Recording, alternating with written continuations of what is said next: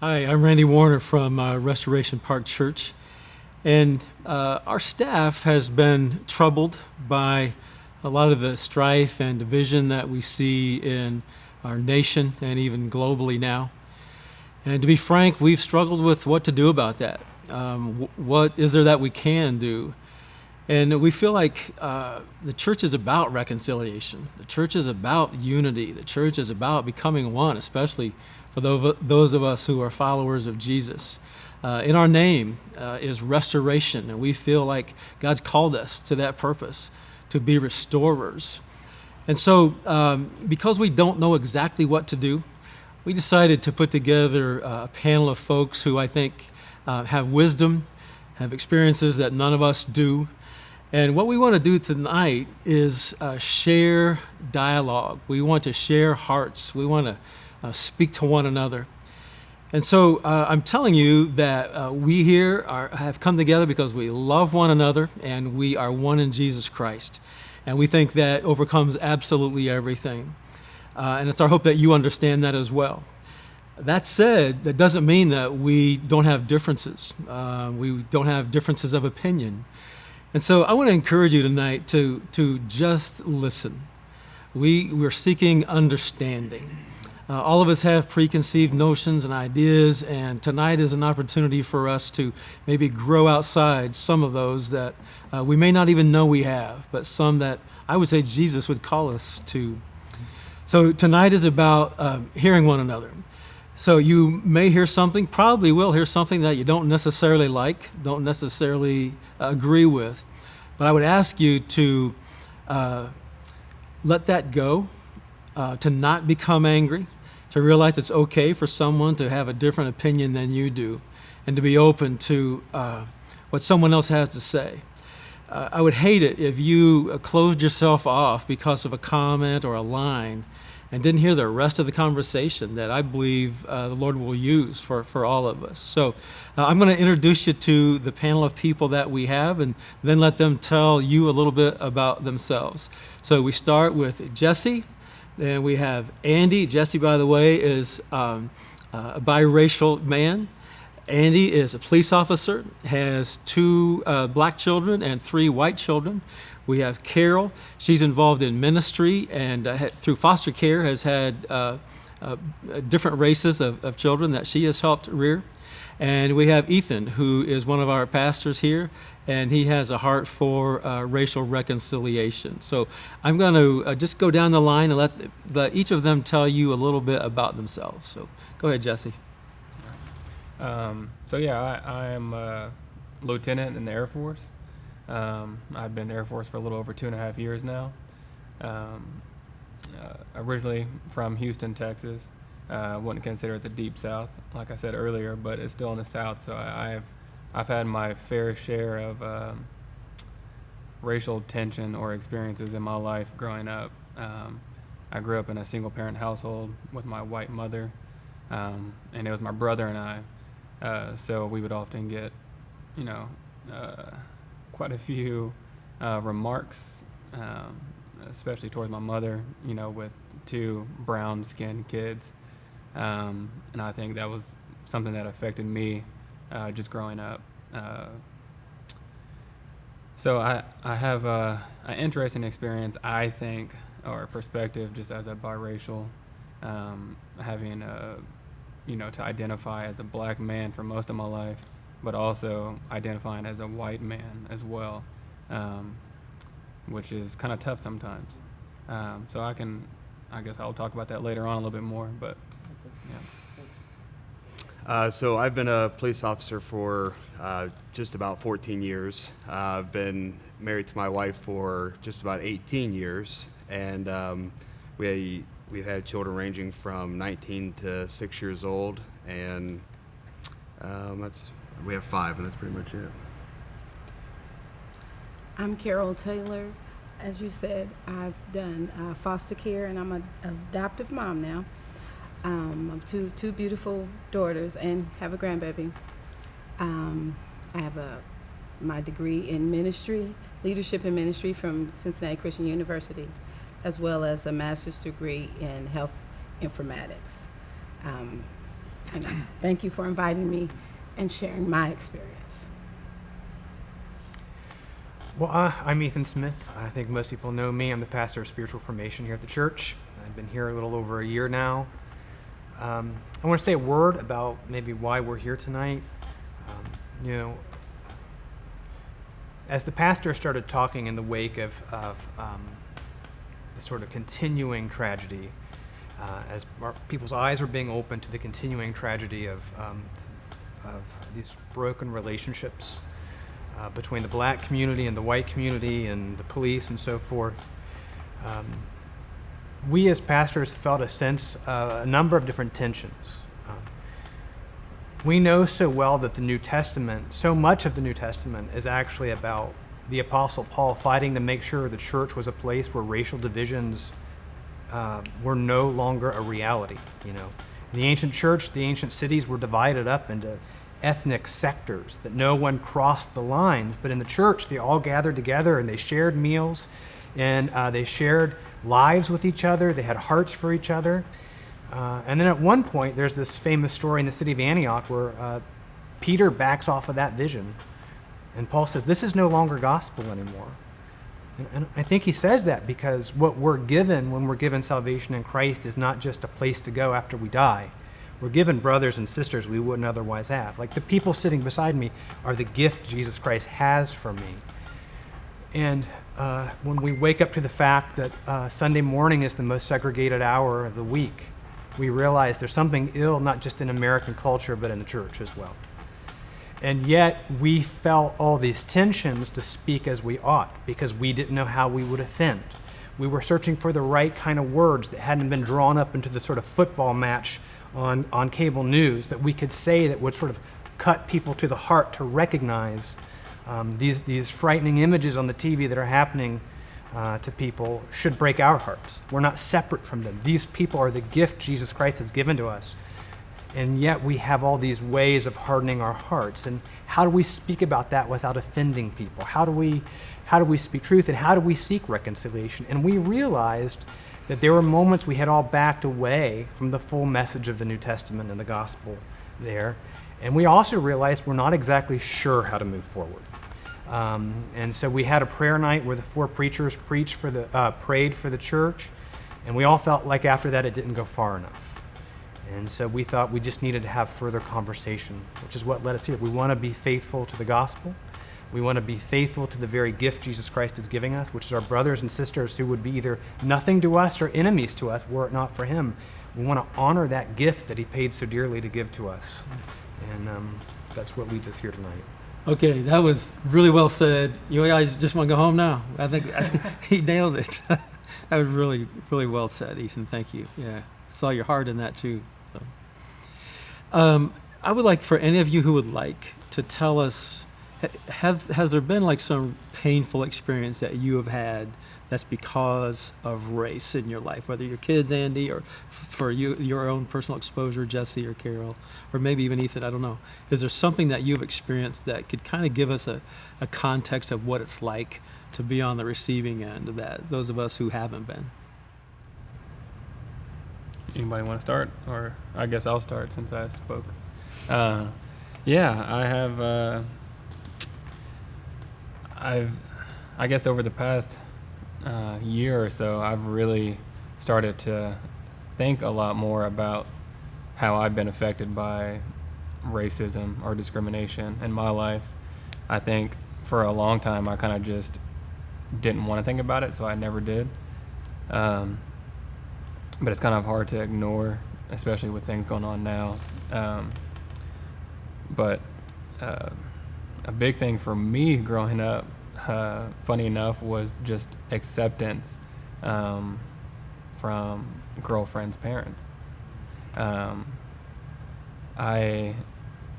can think of 2 girlfriends that I had growing up. Nothing like terribly serious, right? I mean, like, you're a high school kid, so you're still pretty immature. But I just remember, going over to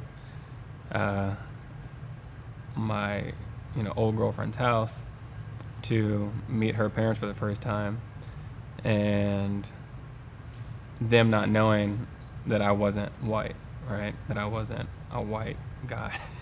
And I didn't know that going into it. So I kind of stepped into an IED, if you will. Because I knocked on the door and they looked at me confused, and I was confused on why they were looking at me like that. And then it was just kind of an awkward silence for about a minute as I stood on the porch outside the door. I'm 15 years old, and I've dealt with a few experiences of racism, but I guess never really anything that kind of touched my heart that much in that moment. And they just instantly didn't like me, from the get-go. And that hurt me, and still has a place in my heart of hurt, where I just didn't feel accepted.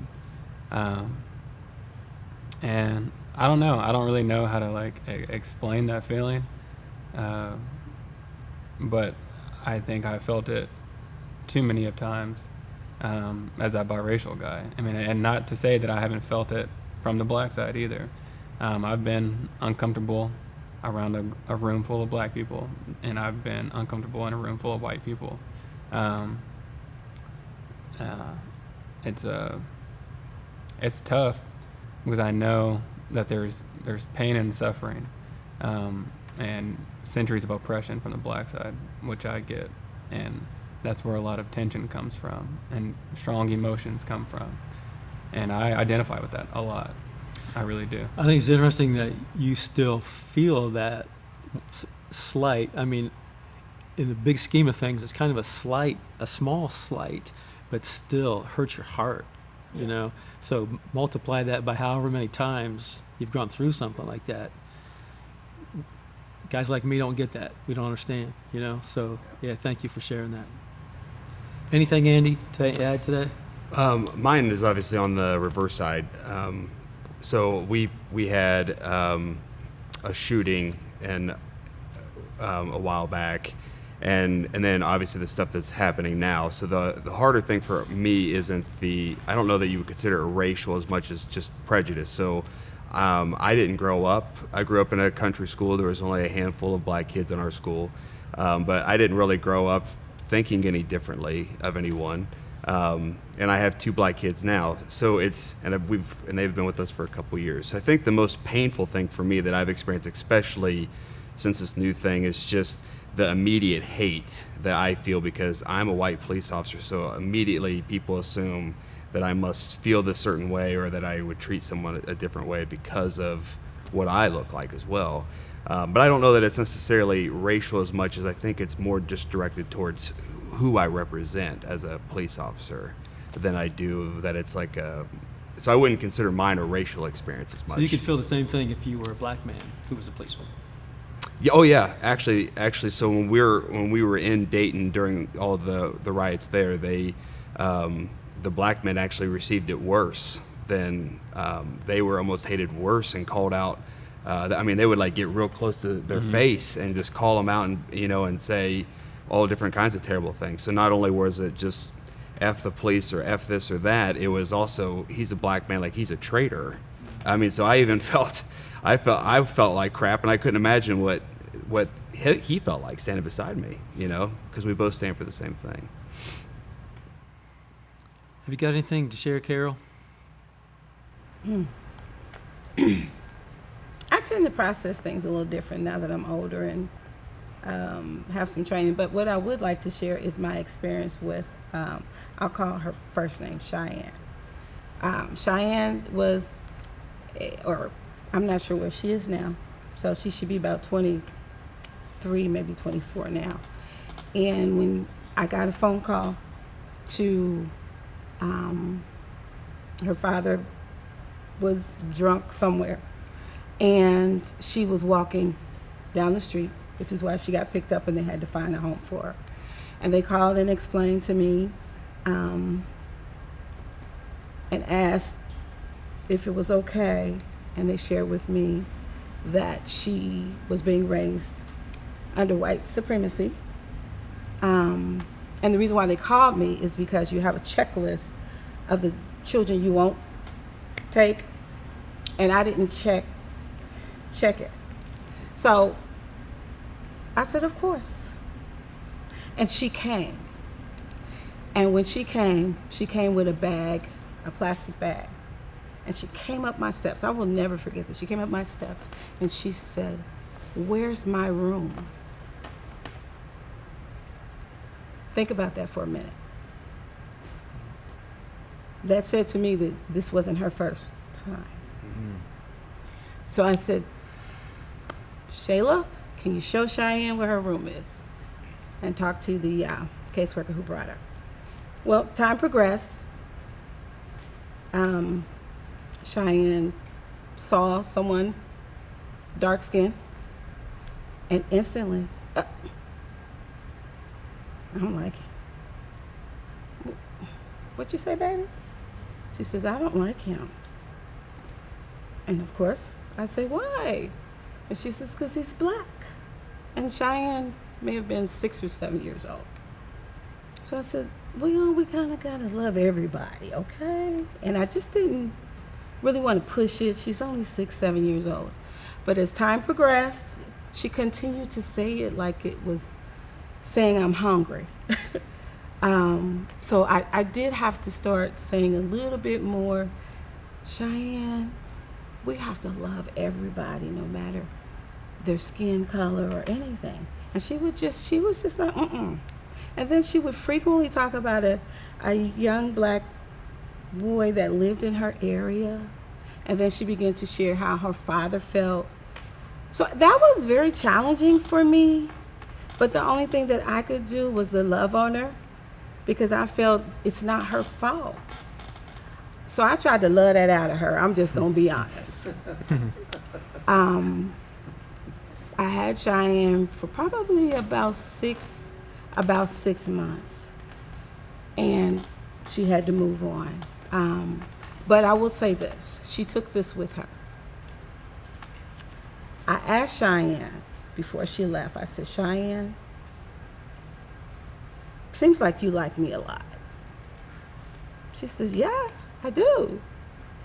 She said, "Let's do that dance." She said, "Love this one dance we should do." So we do the dance. I said, "Cheyenne, because honestly, it just took me for a loop, like, surely this baby knows I'm black. Surely."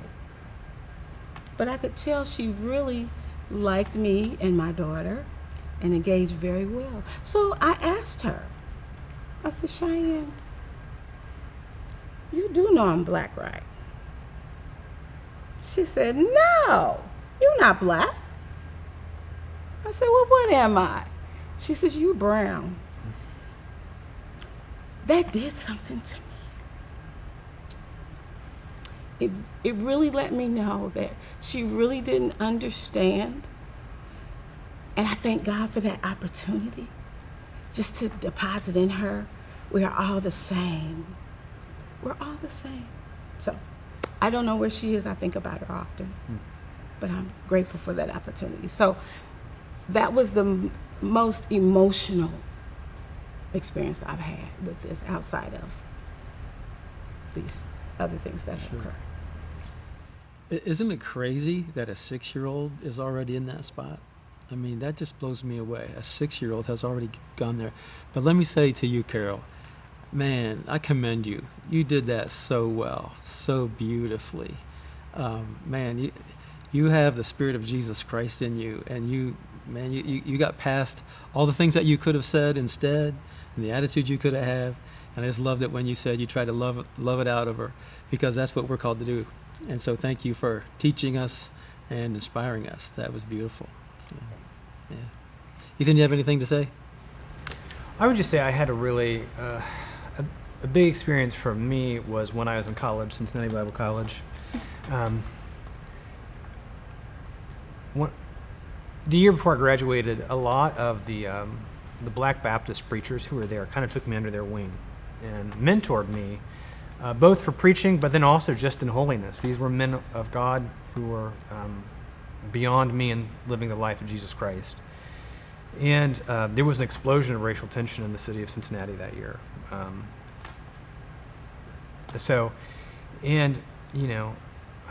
I I remember having conversations, and I thought, there's no way, I'm not a racist, right? I have black friends, my mentors, right? But I remember saying some things about what was going on, and these mentors of mine very gently sort of walking me through experiences they have had. I mean, these are guys I looked up to as men of God, and they're saying, I've had this experience or this. And then they would explain what a complex relationship they had in their own communities, trying to keep, there's an expression of anger, but you don't want it to be destructive. And they kind of took me under their wing and showed me how complex that was.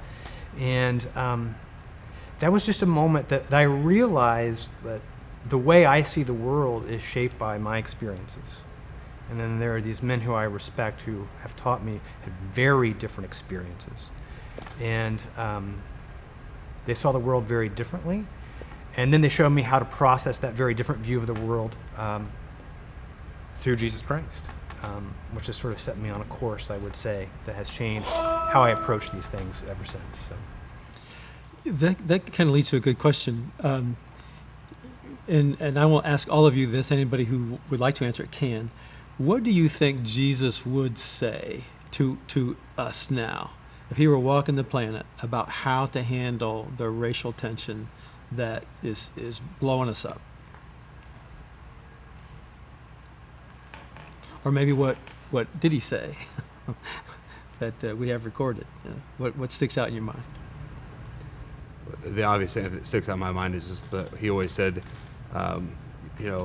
love yourself love your neighbor and love God. And so, I think that's a very simple but very profound thing at the same time. I mean, if we all just loved God and honored him in every way of our life, and then we loved our neighbors around us, that would solve a lot more problems than just what we're talking about, though. Yeah, and I would say just ask questions. I think a lot of the times people assume they know the answers to a lot of things because of what they see on the news or social media or read. So there's this false knowledge there a lot of the times. I think that I see, especially with my generation, people thinking that they know. They just know, right? Well, I've seen this. I see it on Instagram, Facebook, whatever it may be. So I know. And they never ask questions from anybody else's perspective. It's always saying something or speaking about your perspective. And I think we just kind of tend to forget to listen and to ask people questions often. Yeah, I'm gonna take a moment and comment on that, because we've had a couple conversations already today that essentially is that, and you kind of gave a modern version of what James tells us, to be quick to listen and slow to speak. And when I see that slow to speak in this context, I think about, we see something on TV, we read something on Facebook, and then we have an opinion and we express it, and we shouldn't. We're not there yet. We need to be slow to speak, because just like you said, there's so much that we don't know yet. We think, okay, this guy, he told me this, so that's a fact, and it's just not. And it's my hope that what we're talking about here tonight helps people be slow to speak. So, if you've got a really strong opinion about something, I want to encourage you to be quiet about it, all right? Be quiet about it until you know more than you think you know. So that's the scripture. Be slow to speak, quick to listen, and slow to speak. Okay, sorry. Let's let the stars keep talking. So, anybody else got something to say? What do you think Jesus would say about this to us? Have we covered it? Yeah, I want to echo some of what Andy said. Love your neighbor as yourself. I think sometimes we underestimate just exactly what he was saying there. We read it as though he says, try to imagine if it was you. He says, love your neighbor as yourself, right? See their pain as yours, right? And then, he does the parable of the Good Samaritan. And we know Samaritans and Jews were, there was a lot of racial animosity and religious and political animosity. And he tells the story of the Good Samaritan. We know it. The guy gets beat up. He's the side of the road, and a priest goes by, doesn't care. A Levite goes by, doesn't care. And then a Samaritan. And it's interesting to me that the first thing he says about the Samaritan upon seeing the Jewish man beat up on the side of the road was he felt compassion for him. And I think if Christ was here today, I don't want to speak for the Lord, but I think he would try to teach us about the various sneaky ways our world tries to harden our heart to cross the other side of the road. I don't think the priest and the Levite just said, well, no mercy for you today, sucker, right? I think there are stories out there, reasons to not do it. And, right now, whether we're talking about black people being brutalized, or we're talking about cops on the front line who get the brunt of it because we ask them to be in difficult positions. There's just a lot of ways, I think, that we tell ourselves good Christian reasons for our hearts not to break for people. Love them as yourself, right? To the extent that I don't feel diminished over somebody being brutalized, that's sin lying to me. I am diminished by that. These are my brothers. In Christ, we are one. To grow in holiness, I think, is to grow in a heart that is empathetically expanded to feel that. And there's just a lot, the people who are running the world and they're competing for power to run the world, they give us so many ways to make sure our hearts will soften for this group but not that group. If it's possible your heart softening for this group could be part of the political football for the other side winning, then we come up with all these reasons for it not to happen.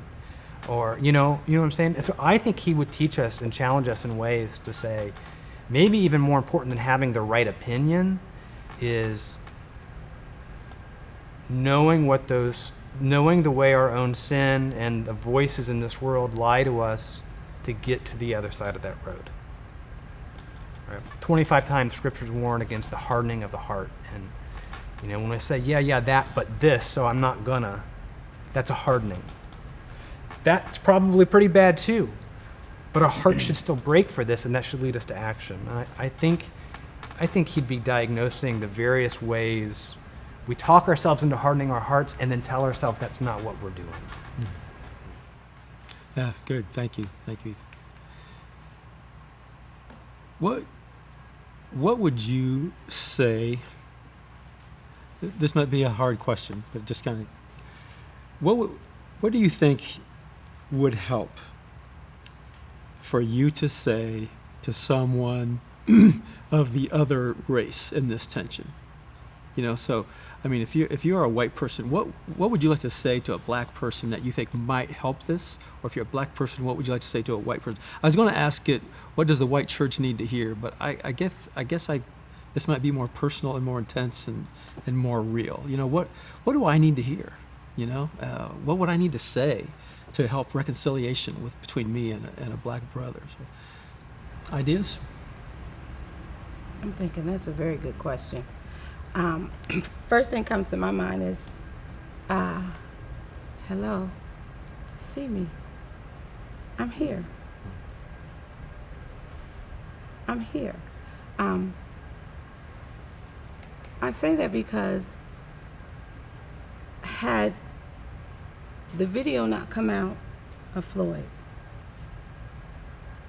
I think we would not be here today. I think it's just, oh man, another black person died. Oh man, I'll pray for him and move on. And nothing but move on. I think that the video itself had so much power where people could actually see, people who have compassion could actually see and feel it, which opened up a lot of, people began to see things through faith eyes, let's just say that, through the eyes you're supposed to see. To me, to help break through is to really look inside of ourselves first. Change starts from within. We have to really look inside and say, ooh, I don't like that ugly part of me. What can I do? I don't want to be this way. Maybe my grandfather, great-grandfather, some of this has been passed down. I don't want to be like this. And really start to work from there. To me, that's where it begins, is from within. Figure out, why am I like this? My grandmother, thank God, I was blessed to have both of my grandparents, my grandmothers. And although they had different religion, it was still Christ-like, but Church of God, then we got the Baptists, and they are different. So I go to church with grandma over here and grandma over there. So yeah, I'm a little bit confused, but I know who Jesus. But having said that, that was my foundation, and that was to love. And slow to speak, I think grandma kind of took that overboard. But anyway, my environment is really what helped me to be who I am. I'm not perfect by no means. I love children, but they get on my nerves, but I love them. But I'm just grateful that I got to know Jesus early because of my parents, because of my grandparents. I mentioned earlier that I deal with, we'll say, discrimination, prejudice. I really don't like the word racism. I just don't, but it's still the same. It feels the same. But honestly, I throw the love of God out every time I get a chance, especially when I know it's going on. And it seems to work to a certain degree. It does. But that's what sustains me. That's what keeps me. And I'm just grateful. Really, I am. So I feel it starts from inside. Yeah, Carol, I'd like to say something about a comment you made. There is something about this George Floyd death that is different than the others that we've seen. And it's impacted people to a greater degree. And I think a lot of people are trying to figure that out. And this is not original with me, but I agree with it. I heard someone say, because of COVID-19, we're paying attention. Because nothing else has our attention. A lot of people aren't working, they're staying home, they're not running their kids around playing baseball and soccer, they're staying home. It's quiet, they can't go out to eat, they can't go to the movies, and so we notice what our kids are doing a lot more. We notice I've been doing a lot of yard work that I never even saw needed to be done before, because it's just quiet. And so our attention is here now. And, we literally watched a man die. We watched a man die. And we've seen it before. We saw it a few weeks earlier with Ahmaud Arbery, and horrible as that was, for whatever reason, that didn't quite capture us. This one has captured us. And I think it's because I'm not glad that we had COVID-19, but there's some good things that have come from it. I trust what the scripture says about somehow God makes good out of everything. And I think that's what's happened. We're paying attention. Wow, a man died. All right, I went off on that. So how about anybody else? What would you like to say to someone of the opposite race? I'm laughing because you got both, right? Because yeah. What would you like to say to an Asian? Yeah, that's true. That's true. Man, I don't know. I feel like I've said things to both sides that I thought were eye-opening at the time, right? And they very well could have been. I don't know how they were received.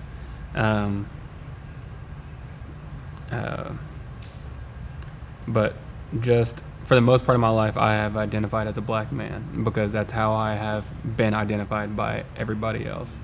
So I tend to lean that way, right? And I don't necessarily like that I do because I was raised by my white mother, right, for my entire life. Is your dad out of your life?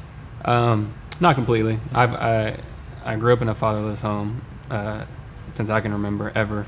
Do you feel like he prepared you to go through life as a black man? No.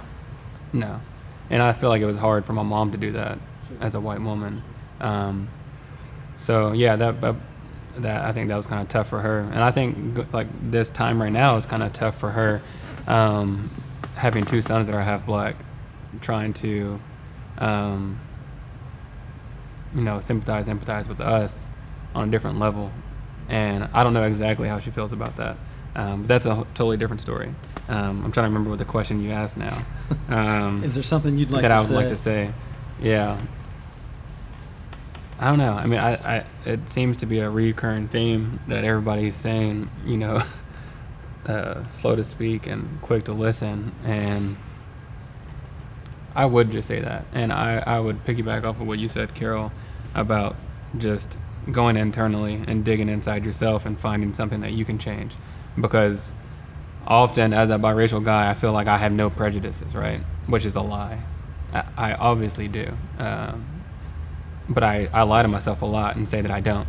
And so I often miss looking internally at myself and seeing what I can do to change.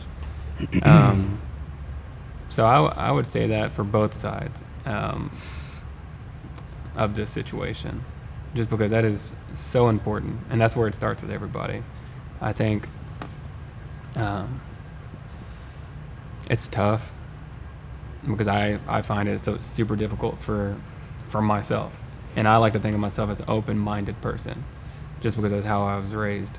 So I if it's tough for me, I can only imagine somebody who never has experienced anything that I've experienced, or is totally ignorant to a lot of the things that I'm aware of, how hard that would be.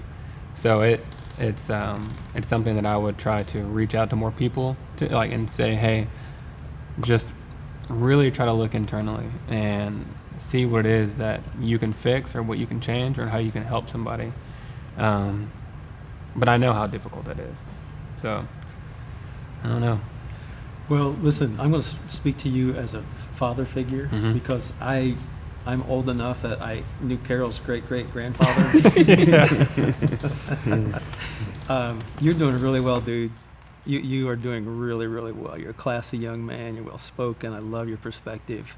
I'm sorry that, you didn't get maybe all the parenting that you wanted, but let me affirm you're doing really well. Very, very proud of you, man. You're a good guy, especially facing some struggles that you face. So.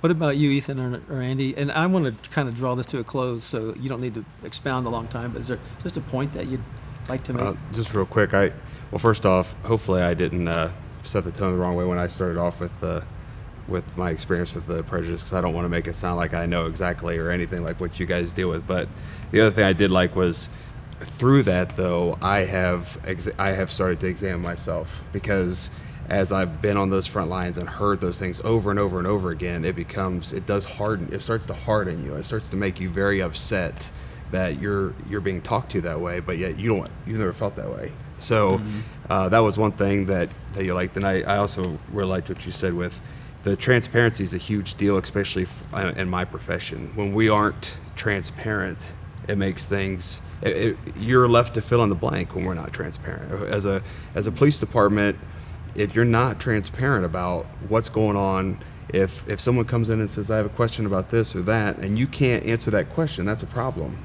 I mean, and so, and sometimes it's for legitimate reasons, but then other times, because I see the same videos that you guys see, and there's times I'm like, holy crap, man, what are you guys doing? You know what I mean? Like, it becomes very frustrating, because you're like, I don't understand how you can do that, but anyways, so I keep it quick. Yeah, I feel like that's got to be hard. I mean, don't you feel like misrepresented a lot of the time? Yeah.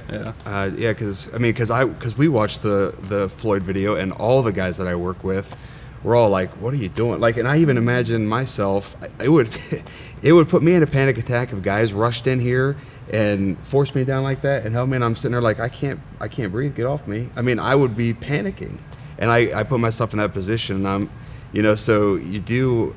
We can't understand it, the guys that I work with, because we just couldn't fathom doing that to somebody. But So it's difficult. Yeah, Yeah. It's frustrating. Yeah. Yeah, and Andy, I know several policemen. I have policemen in my family, and they all said exactly what you did. In fact, I have son-in-law who's a policeman. He watched that video, and my daughter said, he's going, no, no, no. The first time they watched it together, no, no.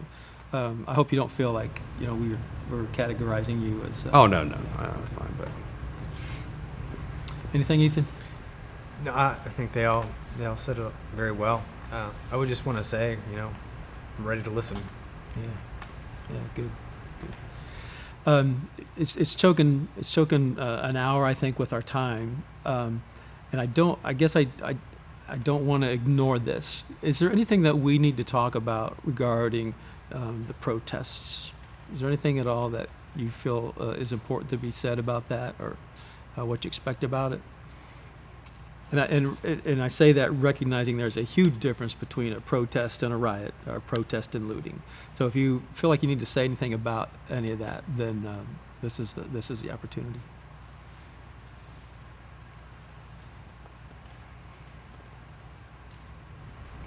Y'all may not agree, but I think the riots are necessary, not sustainable, but necessary. The protests are necessary. That brings light to a problem. Or when I think back to the civil rights with the protests, that's exactly what it did, was brought light. In addition to bringing light, the Black community came together and decided to take our little wealth, economic wealth, and pour into our own community. And when we did that, that created legislation, which created change. So I think where we are in the nation is necessary for change. And I'm praying that we have change. We have to have change. We can't go on like this. And I say that because I know for a fact people are going out to get CCW certified like crazy. I have a friend who has a business. Scary. I was kind of disappointed to hear, but I understand. Yeah. Carol, I'm not sure I followed you with the little wealth in the community. What are you talking about? Well, what I mean is like boycotting. Oh, okay. Let's put our money in one spot. Let's not go eat at Burger King or what have you. Let's start putting our money into our own businesses, because we eat up a whole bunch of stuff. Okay, so that's why I say that, because we do. We like to eat, and we eat out quite a bit, and we do too, don't we? But anyway, so I just think I think it's necessary. I think COVID is here for a reason. The way God works, we may not always understand how He works, but everything has a purpose. Everything has a purpose. I almost lost my brother due to COVID. But I trust God. Whatever your way is, whatever your will is, just give me the strength to go through it. And that's the key word. Let's go through this. Let's get past this. Amen. Let's be united. I don't have nothing against you. I don't even know you. I don't have nothing against you. I love your spirit. You know what? If you knew Andy, you would have. You really would not like me. It's a common theme. But I did want to ask, you have 2 Black children, right? Yes. Have they experienced, while they're in your home, not you or your family, Sure, yeah. but just... So some of this too has made my wife and I really feel like a fish out of water, because we're learning as we go, and like my wife does an awesome job with our daughter's hair, but she watched YouTube videos and there's a Black lady I work with that's wonderful. Her sister does hair in Dayton, and so my wife took her there and learned. But I mean, so yeah, we feel like do we talk to them about I hate the idea that my son or my daughter could be treated differently because of the way they look. Like in terms of like with the police officer, like that hurts my heart to think that. And it's hard to understand how you talk about that. So I think that's how we feel, like a fish out of water, and that whole thing is just like, we're clearly not black. I didn't grow up around a lot of black people, so I don't understand a lot of the way that you guys feel or the things that have happened to you. For me, it's difficult to understand because not only did I not experience it, but I wouldn't treat someone that way. So I'm just like, so it's almost like it's hard to believe. You know what I mean? It's almost like an ignorance in terms of like, it's hard to believe that what someone like that is saying is true, not because you think they're a liar, but just because you couldn't imagine treating someone that way. You've never been treated that way, so that seems really weird. You know what I mean? Mm-hmm. So yeah, so that is how we feel about it. I think we're realizing like, what do we say, what do we don't say, and how do you approach it, and so we have some learning to do, I think. Okay. How old are you kids? I forget. Well, I have 6, 9, 11, 14, or I'm sorry, 15 and 19. She'll be very mad that I messed her age up. Yeah. Yeah, I think you said some good stuff there, Andy. Yeah, and you nailed it. Like, that's kind of what this is about. We just don't know your experience. I mean, you don't know our experience, and so hopefully this helps with it. I'm going to say one other thing, Carol, about what you said about the understanding of the violence and all that's going on. We were talking about that in my office a couple days ago, and I understand it too. I don't think that it's right, but I totally understand it. And the example I used was my son, when he was like 10 years old, fancied himself as a basketball star, and he was pretty good, and feeling it and all that kind of stuff, and he got into a game with some older kids, and they were schooling him, and he was not happy about it. And he came into the house and he's crying, "Dad, they're fouling me and they're cheating." And he was just so mad because he's used to being good, and he wasn't in that context.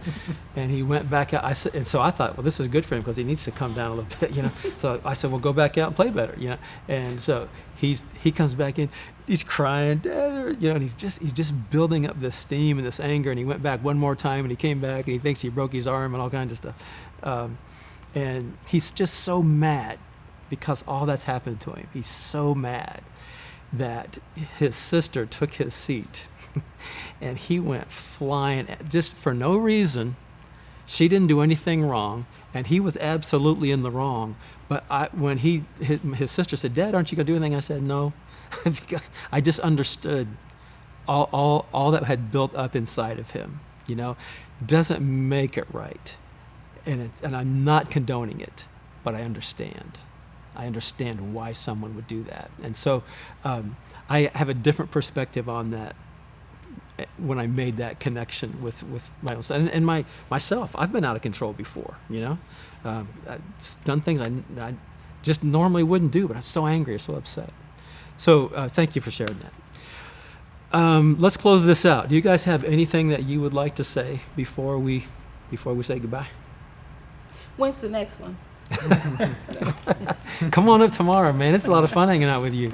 I don't know, but that's a nice challenge. Maybe not when is the next one of these, but what are we going to do next? That's a really good challenge. So thank you for that. Thank you for being a part of this. I know that this was not fun. I know that there were some anxieties about it. There was for me as well. But man, this is what needs to happen, and I'm really happy with the way this has gone. I feel like we know a little bit more about each other and maybe what's going on around us.